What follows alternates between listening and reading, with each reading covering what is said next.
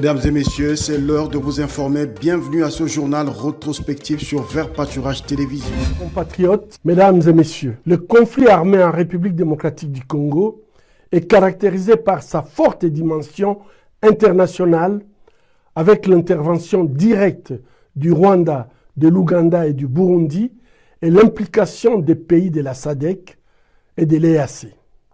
En outre, de puissances étrangères et des acteurs clés de la mondialisation économique issus du secteur privé ont des intérêts stratégiques pour les minerais critiques présents dans les sous-sols congolais, notamment dans le cadre de la transition numérique et énergétique, mais aussi dans les industries de la défense et du spatial. Ainsi, les efforts à déployer pour parvenir à une solution durable à la grave crise multidimensionnelle que traverse la République démocratique du Congo devront également avoir une forte dimension internationale. Toute tentative de réduire le conflit en cours dans l'Est de la République démocratique du Congo à un conflit interne en optant pour des négociations directes du gouvernement congolais avec le M23 constituerait une erreur de diagnostic majeure. Une telle approche, menée en l'absence d'une conférence internationale pour la paix en République démocratique du Congo, visant à galvaniser une volonté politique forte au niveau national, régional et international, pourrait s'apparenter soit à une méconnaissance des réalités des dynamiques existantes sur le terrain, soit à une trahison de la patrie. C'est pourquoi nous appelons à la tenue d'une conférence internationale pour la paix en République démocratique du Congo qui aurait pour objectif de revitaliser l'accord cadre d'Addis Abeba et de créer une plateforme de haut niveau visant à faciliter un dialogue constructif et à la hauteur des défis actuels. Cette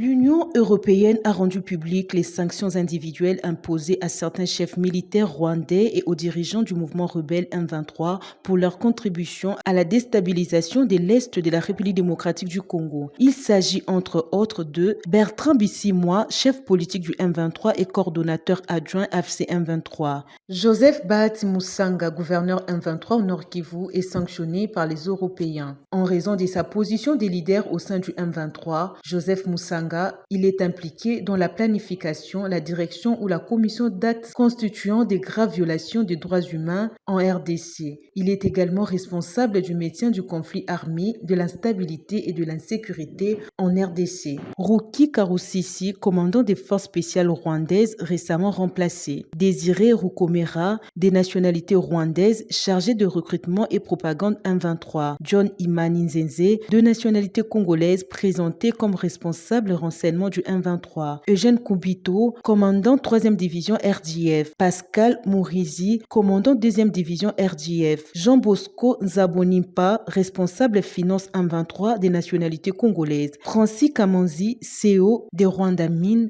Petroleum and Gas Board. Ces sanctions incluent notamment l'interdiction d'accès au territoire européen ainsi que la restriction de toute transaction ou coopération avec les structures ou États européens. Ces sanctions individuelles de l'Union européenne cible aussi les secteurs des mines au Rwanda. La raffinerie d'or de Gasabo, située à Kigali, est sanctionnée. Cette entité a commencé ses activités de raffinage le 1er juin 2022 après la fermeture des raffineries d'or d'Aldango. Il est reproché à cette raffinerie l'extraction et le trafic des ressources naturelles de l'Est de la République démocratique du Congo, comme l'or, contribuant à l'escalade du conflit.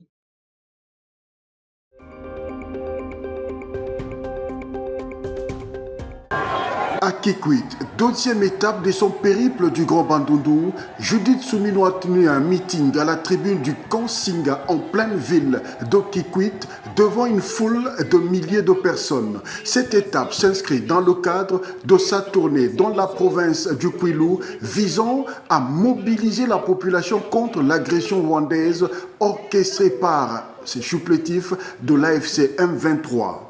La chef du gouvernement insistait sur la nécessité de défendre la patrie par tous les Congolais. Judith Soumino a rassuré la population de Kikwit que le Congo restera un et indivisible. À la population de Kikwit, la première ministre a expliqué le sens de la campagne Congolais Téléma qui appelle à l'unité et à la mobilisation générale pour faire face à l'agression rwandaise. Elle a appelé les jeunes à intégrer les forces armées de la République démocratique du Congo de manière volontaire pour défendre la patrie. Congolais Téléma veut dire qu'il faut se lever pour protéger la nation. Tous les jeunes qui ont la volonté peuvent intégrer l'armée, a-t-elle poursuivi. Judith Soumino a aussi abordé les préoccupations locales, promettant de résoudre les problèmes d'électricité, d'eau, d'agriculture et d'infrastructures routières pour le développement durable du Kwilu. Elle a promis son implication pour l'électrification de Kikwit. Après Kikwit, Judith Soumino se rendra à Kenge, chef-lieu de la province du Kwilu, pour poursuivre sa mobilisation contre l'agression rwandaise. Son message reste centré sur l'unité nationale et la nécessité d'une mobilisation générale pour préserver l'intégrité territoriale de la République démocratique du Congo.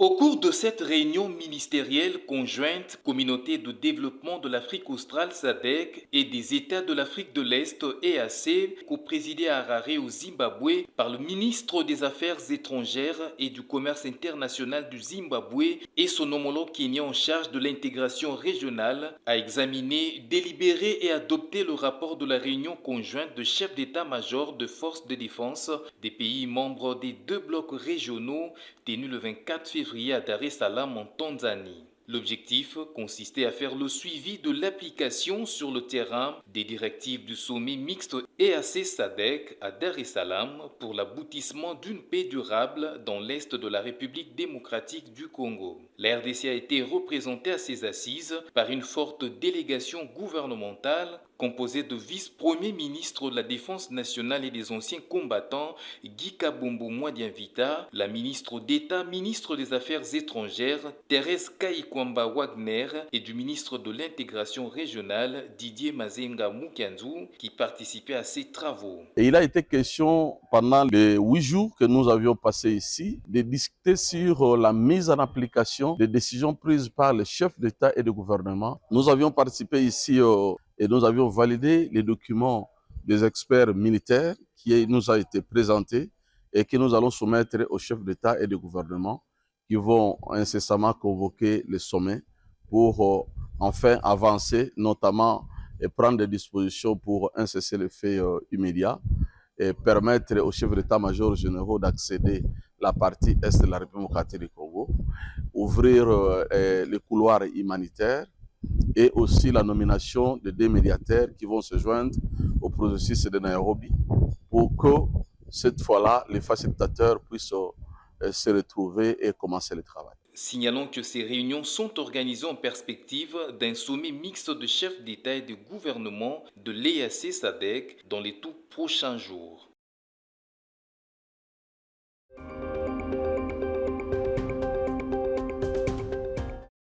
Séjournant dans la province du Congo central, le ministre d'État, ministre de la Justice et garde de Sceaux a procédé à la libération conditionnelle de 89 détenus de la prison centrale de Matadi. Ce, dans le cadre du désengorgement des établissements pénitentiaires à l'échelle nationale. Constant Moutamba a personnellement remis à chacun la décision judiciaire.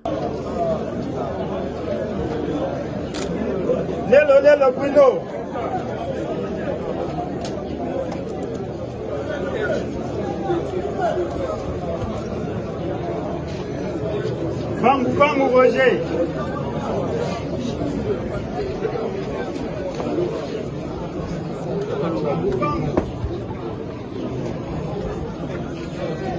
Panzou Jean-Paul.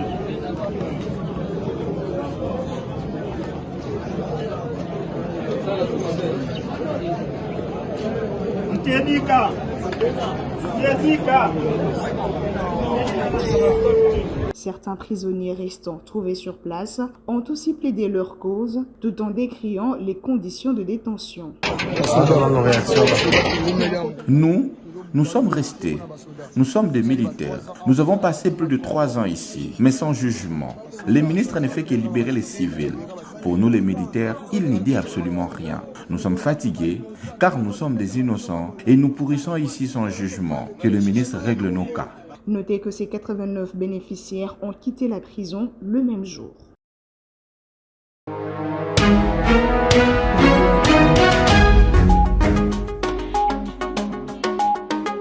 Le communiqué publié à l'issue de la réunion indique que, dans le cadre des efforts visant à apaiser la situation à l'est de la RDC, l'État du Qatar a accueilli une réunion trilatérale à Doha, présidée par son Altesse le Cheikh Tamim bin Hamad Al Thani, émir de l'État du Qatar. Les chefs d'État ont salué les progrès réalisés dans les processus de Luanda et de Nairobi, ainsi que ceux du sommet conjoint EAC-SADC tenu à Dar es Salaam en Tanzanie le 8 février 2025. Les chefs d'État ont réaffirmé l'engagement de toutes les parties pour un cessez-le-feu immédiat et inconditionnel tel que décidé lors du dit sommet. Les chefs d'État se sont ensuite accordés sur la nécessité de poursuivre les discussions entamées à Doha afin d'établir des bases solides pour une paix durable telle qu'envisagée dans les processus Luanda-Nairobi dorénavant fusionnés et ou alignés. Son Excellence président Paul Kagame de la République du Rwanda et Son Excellence le président Félix Tshisekedi Tshilombo, président de la République démocratique du Congo, ont remercié l'État du Qatar et son Altesse Cheikh Tamim bin Hamad Al Thani, émir de l'État du Qatar, pour son hospitalité et pour avoir organisé cette réunion fructueuse qui a contribué à renforcer la confiance dans un engagement commun en faveur d'un avenir sûr et stable pour la République démocratique du Congo et la région.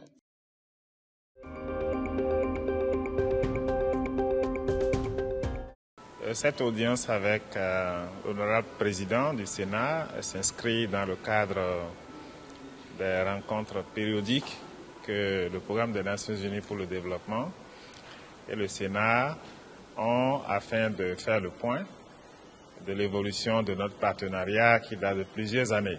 Nous l'avons écouté avec beaucoup d'intérêt parce que ses ambitions rencontrent bien les domaines d'intervention du PNUD et nous nous sommes entendus que nous allons nous revoir régulièrement pour faire le point et faire en sorte que les ambitions de modernisation du Sénat puissent se réaliser.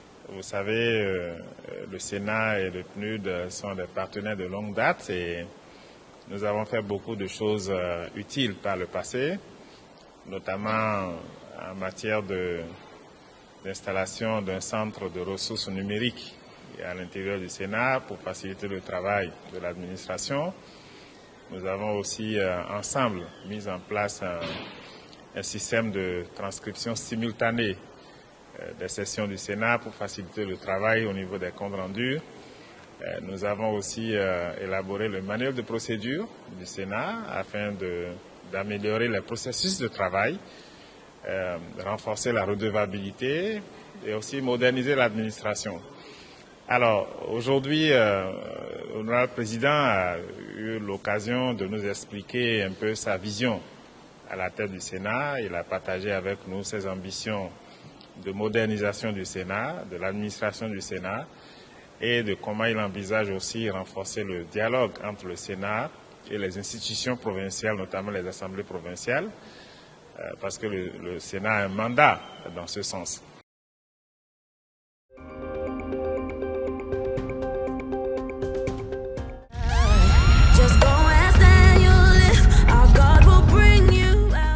Elle exerce son métier de DJ professionnel dans des concerts, fêtes d'anniversaire, mariages, mais aussi dans de boîtes de nuit. Queenie Gims, femme audacieuse qui exerce ce métier depuis 5 ans, dit faire face à beaucoup de pression. Pas toujours facile de s'en sortir. Ça se passe très bien, c'est pas facile pour une femme d'exercer un métier où il y a plus des hommes, il faut fournir doublement d'efforts et avec la passion, je fais ça vraiment avec amour. Bon, d'abord, les stéréotypes de genre, ça manque pas toujours des préjugés et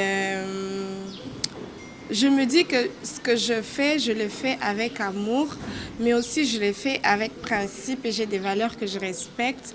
Et les gens qui me côtoient savent que non, avec Queenie, il y a certaines limites. Il n'y a pas totalement d'accès pour dire que non, je suis une fille facile ou je suis une barbare. Je fais mon métier, c'est pour gagner ma vie. C'est pas pour des blagues ou voilà. Mais quand je reçois ces jugements-là de la part de gens, je caisse et je me dis, je vais leur prouver le contraire. Et c'est ce qui se passe. Et ils finissent par dire que toi, t'es différente et tout de ce qu'on pensait être. Queenie Gims invite toutes ces femmes qui voudront devenir comme elle au courage et à la détermination. À mes petites sœurs, mes grandes sœurs qui voudraient aussi entamer le métier de DJ, sachez que ce n'est pas facile. Il faut du courage, de la persévérance, mais surtout de la vision. Il faut savoir pourquoi tu fais ce métier.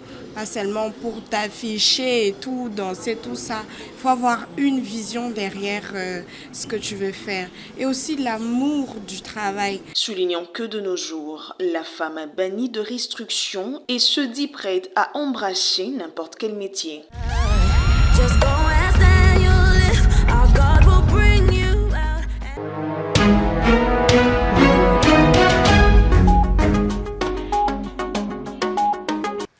Alors que le pays fait actuellement face à une violation de sa souveraineté par le Rwanda, nous réaffirmons notre attachement à l'indépendance et à l'intégrité territoriale de tout pays francophone et de la République démocratique du Congo en particulier. Nous attachons la plus grande importance au respect de ce principe. Nous exprimons notre vive préoccupation face à la rapide dégradation sécuritaire observée depuis le début de l'année dans l'est du pays, en raison de l'offensive menée par le mouvement du 23 mars, avec le soutien de la force de défense rwandaise.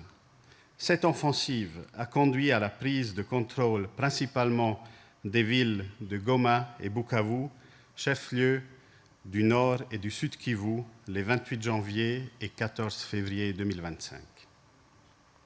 Nous nous inquiétons des conséquences humanitaires dévastatrices de cette offensive et des violations des droits humains commises à l'égard des populations, en particulier les cas de violences sexuelles à l'égard des femmes et le recrutement forcé d'enfants soldats. Nous appelons à la cessation immédiate des hostilités, au retrait du M23 de toutes les zones qu'il occupe illégalement et au démantèlement des administrations parallèles illégitime qu'il a mise en place. Nous demandons également aux forces de défense de tout pays tiers non invités de cesser tout soutien aux groupes armés rebelles précités et de se retirer immédiatement et sans condition du territoire congolais. Nous demandons la fin des attaques contre les civils, les personnels humanitaires et les personnels des Nations Unies. Nous soutenons les efforts diplomatiques déployés par la SADC, l'EAC, l'Angola et réaffirmons le rôle essentiel des processus de Luanda et de Nairobi. Nous appelons à la mise en place urgente d'un cessez-le-feu préalable à des pourparlers sincères entre la République démocratique du Congo et le Rwanda pour son soutien au M23. Nous encourageons, dans ce sens, les deux pays à reprendre le dialogue afin de parvenir à un règlement durable et pacifique d'un conflit qui n'a qu'en trop endeuillé la population congolaise et qui porte en elle de sérieux risques de déstabilisation de toute la région des Grands Lacs.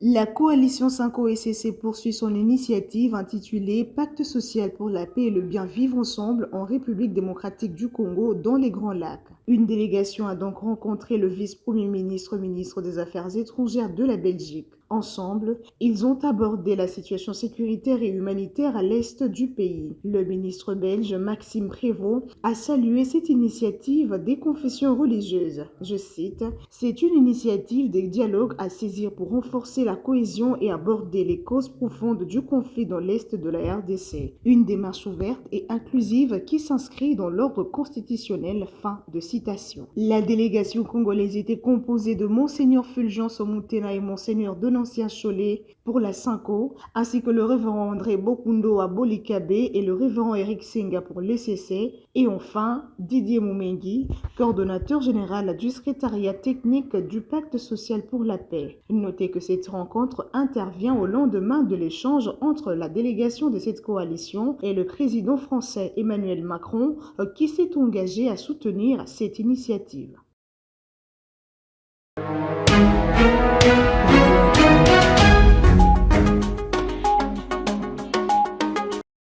La prise des Walikale par les rebelles du M23 soutenus par le Rwanda s'inscrit dans une stratégie de guerre économique que mène le M23 au profit de son parrain Paul Kagame. Selon le colonel Njike Kaiko, porte-parole de l'armée Grand Nord, les richesses de la région, notamment les thym extraits par l'alphamine Abissi, sont enviées par les Rwandais.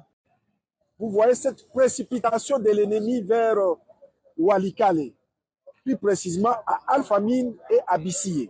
Cela prouve à suffisance que les minéraux de la République démocratique du Congo ont des rapports avec l'agression dont nous faisons l'objet aujourd'hui de la part du Rwanda et de ses multiples alliés. Par ailleurs, le colonel Njike Kaiko appelle la population à faire confiance en son armée et au Wazalendo, un message donné de la part du gouverneur du Nord Kivu, le général Évariste Somo. À notre population, son Excellence, Monsieur le gouverneur de province, le général-major Eva Somo, demande de rester soudé, d'avoir confiance en son armée et dans les Wazalendo, et de couper tout ravitaillement de l'ennemi en luttant contre le trafic illicite des minéraux de la République démocratique du Congo. Ici est noté que la situation sécuritaire dans ce coin du pays est secouée par la guerre d'agression que mène le Rwanda à travers ce supplétif de l'AFC M23.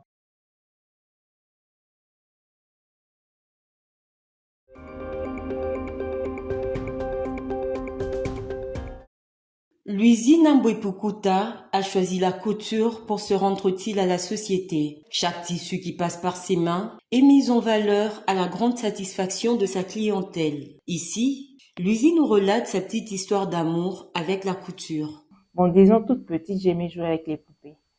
J'aimais énormément jouer avec les poupées. Et puis, quand je jouais avec les poupées, j'avais tendance à confectionner des habits pour les poupées. Chaque fois que je revenais de l'école, j'ai passé toujours vers les maisons de couture, j'ai ramassé les pagnes, je rentrais à la maison, je faisais des habits, j'ai créé des habits pour les enfants, pour mes poupées. En tout cas, moi, je jouais à la poupée jusqu'à 15-16 ans et je les habillais. Ça me faisait du bien.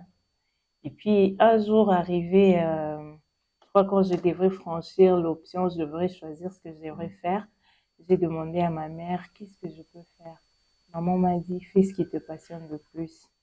Et moi, ce qui me passionnait, c'était la couture. Comme chaque métier, la couture est tout aussi parsemée de difficultés. Mais comment Luizy arrive-t-elle à relever les défis liés à son métier? Difficultés rencontrées, déjà, c'est s'imposer. D'abord, il faut s'imposer et c'est pas facile parce que après mon diplôme d'État, j'ai pas continué en coupe-couture à l'université. À l'université, je suis allée faire le Beaux-Arts. Et du coup, moi, la couture que j'ai fait, c'est depuis l'humanité. C'est ce que j'ai appris à l'humanité. Je regardais Internet, parfois mon imagination, je poussais un peu plus loin mon imagination. Et j'ai béni Dieu pour mon entourage. J'ai quand même des amis toutes mes amies sont mes clientes. Du coup, ce sont eux qui m'ont aidé à gagner encore plus la clientèle. Étant épousée mère, Luizy arrive tout de même à concilier les tâches en sa charge. Ce, grâce au sens d'organisation dont elle fait preuve. Déjà toute petite, notre maman nous a appris le sens d'organisation. Donc, j'ai vraiment appris à m'organiser. Ce qui fait que je ne sens pas le poids. Je ne ressens pas le poids d'être femme, épouse, mère. Je dois gérer la maison, je dois gérer mon travail. Donc, je ne sens pas le poids parce que je sais organiser mon temps. En ce 21e siècle, il est toujours possible pour chaque femme de trouver une activité génératrice de revenus. L'usine Mbwepukuta fait partie des modèles inspirants.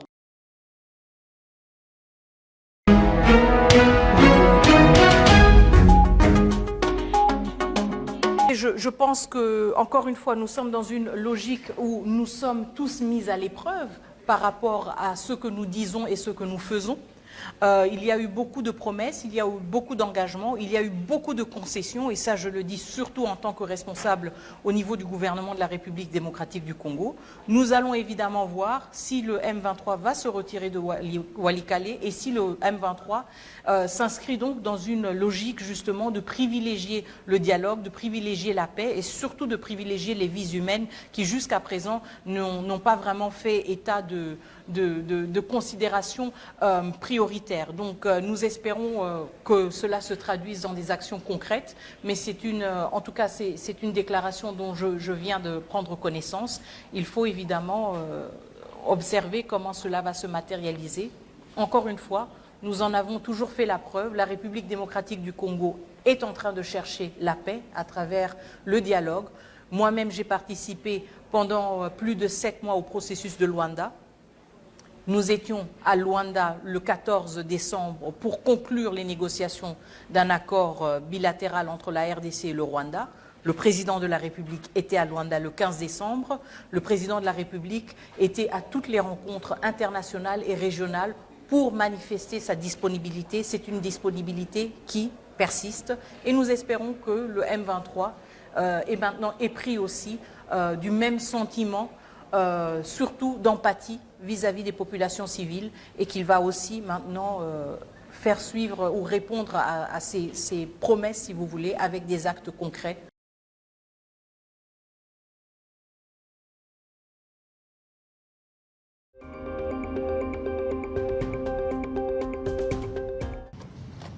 Celles-ci seront fondées sur le respect d'un certain nombre de principes, notamment la suprématie de la Constitution, l'unité nationale, l'intangibilité des frontières héritées de la colonisation et l'intégrité du territoire national, la souveraineté nationale, le respect des institutions dûment établies et la gouvernance inclusive et participative. Donnant effet à cette promesse du chef de l'État, nous avons l'honneur d'annoncer aujourd'hui le lancement de ces consultations politiques qui vont débuter le lundi 24 mars 2025 à Kinshasa. Ces consultations politiques vont viser essentiellement 4 catégories d'entités et de personnalités.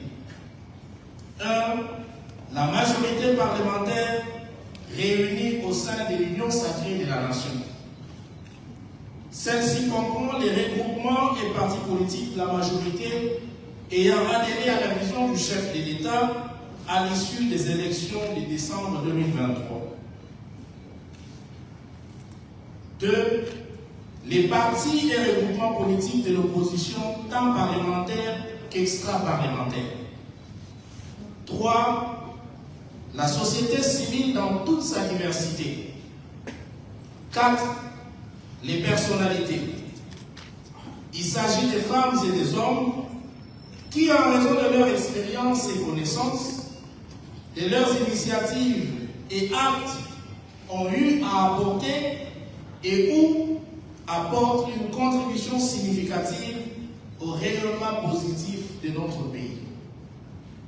Sont concernés dans cette catégorie notamment les anciens présidents des institutions et chefs de corps, les anciens candidats présidents de la République, les animateurs des entités publiques et privées ou des individus et plus généralement des femmes et hommes qui se sont distingués positivement dans tel ou tel autre secteur de leurs activités.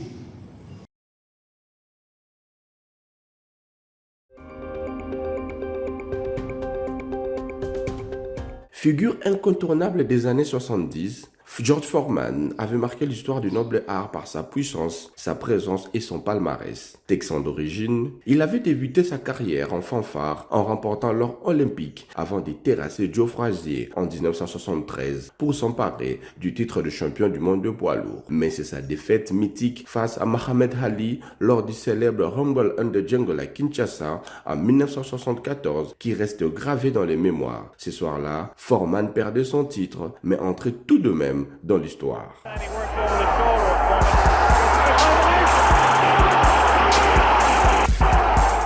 Après un premier retrait des rings, George Foreman entame une seconde vie hors de normes, prêcheur, homme de foi, mais aussi homme d'affaires accompli. Il revient sur les rings dans les années 90 et crée l'exploit en redevenant champion du monde à 45 ans contre toute attente. Cette nuit, sa famille a annoncé son décès sur les réseaux sociaux, salua la mémoire d'un mari, d'un père, d'un grand-père et d'un prêcheur dévoué. George Foreman, c'était la force brute sur les rings, mais aussi la force tranquille d'un homme qui a su se réinventer. It is over in the second round. George Foreman is the heavyweight champion of the world. Merci de nous avoir suivis. Prochain rendez-vous avec le journal rétrospectif le dimanche prochain. Au revoir.